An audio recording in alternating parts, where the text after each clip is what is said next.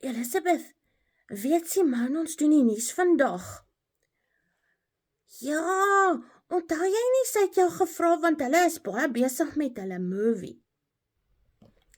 Welkom almal by die nuus gelees deur my en Elizabeth. Dit was so 'n bietjie de mekaar en bedrywig. Die manne het nooit Augustus se tema gesê nie, maar Simone het gesê dat ons maak dit sommer memories. Dit kan enige iets wees en movies kan gelaai word die 4de Augustus, maar enige tyd en selfs later in die maand ook. Elizabeth.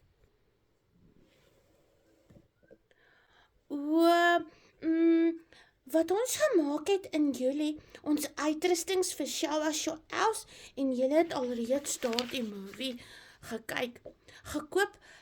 Vir julle was 'n klein Bratz poppie vir Genevieve. Dis haar Barbie pop. Ons sal vir julle in die agterkant 'n foto insit. Audrey.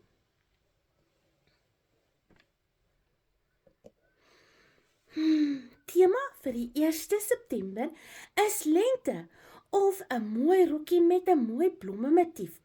Asseblief vriende, ondersteun mekaar se kanale en sit 'n duimpie en 'n mooi prentjie of 'n boodskapie sodat ons mekaar kan ophou. Is daar nog iets, Elizabeth?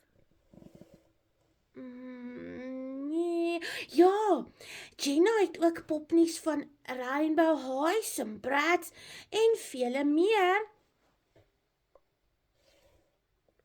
So, mense, van my en Elizabeth groet ons. Bye! Bye! Piep, piep, piep.